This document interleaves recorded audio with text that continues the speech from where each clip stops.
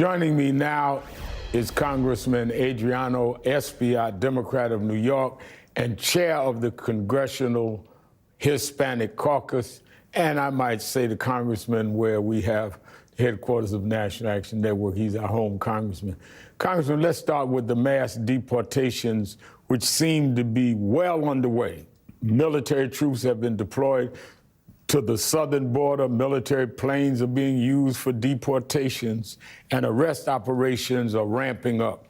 As ICE officials tell NBC News, they have made 538 arrests on Thursday. That's nearly double the average number of daily arrests under President Biden. We've heard about the raids of at least 3 workplaces in Newark, New Jersey, where a military veteran was among those detained and questioned without warrants, according to the city's mayor, who we'll be hearing from on tomorrow's show, on this show. Well, what's your reaction to this? Well, I felt for some time now, Reverend, and thank you for having me on your program, that the infrastructure that is needed to conduct this massive deportation is really not in place. So anytime you have this aggressive action from any government department or the government itself, if it doesn't count with the infrastructure, it will be messy, if not inhumane. And what we saw in Newark and other places around the country is that citizens were being detained and interrogated, and that even a veteran was detained. So this is just the beginning. I see in the future potentially the separation of children from families, maybe even the deportation, the wrongful deportation of U.S. citizens. And so this is outrageous that this massive deportation process has begun in that fashion. In top of that, he has pledged that there are no sacred places, that sensitive locations like churches, right, emergency rooms, funeral home, schools are really places where they can also come in and arrest people. So this is really serious.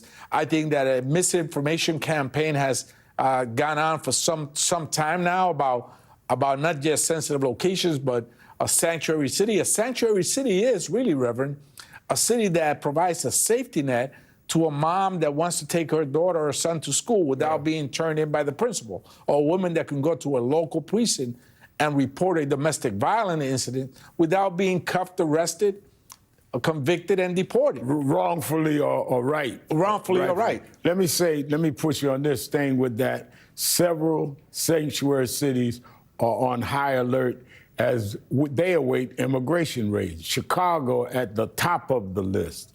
And you had a harrowing incident at an elementary school there yesterday when employees mistook 2 Secret Service agents for ICE agents and refused to admit them. Chicago Public Schools acknowledged the mistake, but not before the incident set off a wave of panic among residents in the mostly Latino community or neighborhood. Now, this is happening in part because Trump has now authorized ICE to conduct raids in places, as you said, like churches and schools that were previously off limits. Can you talk about the climate of fear that this is creating? It sent out a chilling effect, not just in immigrant communities. I dare to say that regular family citizens, working families, are afraid. We've heard of cases in the agricultural sector where farm workers, which, by the way, 40% of farm workers are undocumented. Right. So what's going to happen to the agricultural industry, and what impact will that have on prices at the supermarkets, at the cash register, if this continues to go on? But we've heard of cases where farmers are staying home. Farm workers are staying home. Yeah. They're not going to work. They're afraid that they're going to be raided, arrested, and sent Which affects all of us if they're 40% of the workers. But let me bring this to you. More than 24 Democrat-led states and cities have now sued over Trump's executive order rescinding birthright citizenship. A federal judge appointed by President Reagan this week temporarily blocked the order, calling it blatantly unconstitutional as it denies the 14th Amendment. Why do you think Trump's administration is pushing this issue now, especially considering it will likely be tied up in the courts for their entire term.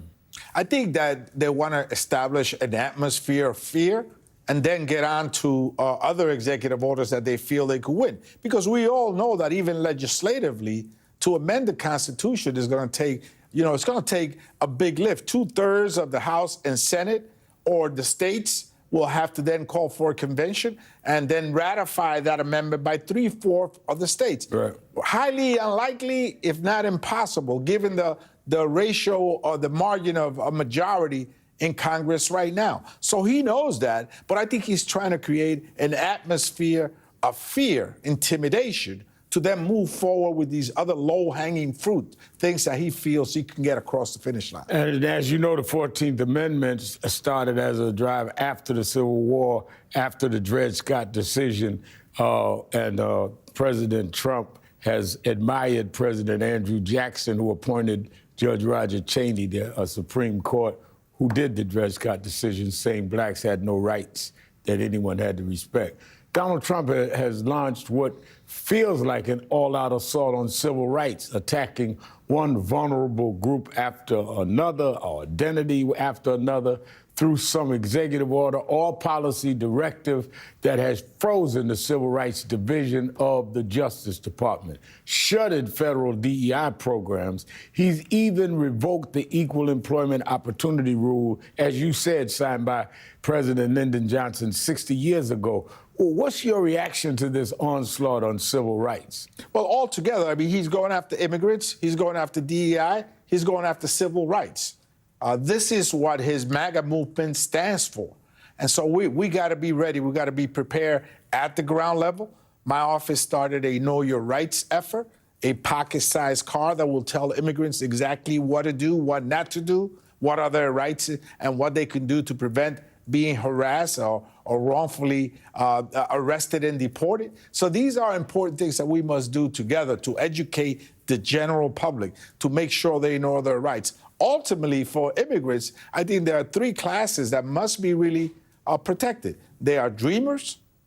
Dreamers are poll very high numbers. These are young kids that have been here for decades and are nurses and teachers and homeowners and business owners. Farm workers, because of what I said before, right. They guarantee food at our table and prices coming down. And families, keeping families together. These are the three pockets that we must protect in the immigration debate. But DEI, we know very well that those companies that are diverse produce far better results right. than those that are not.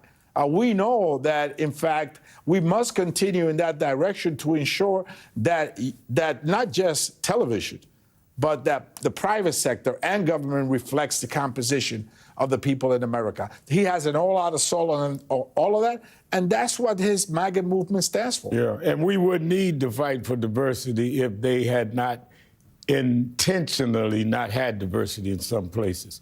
Chair of the Hispanic Caucus, Congressman Espaillat, thank you. Thank you, sir. Thank you for being with us here in studio.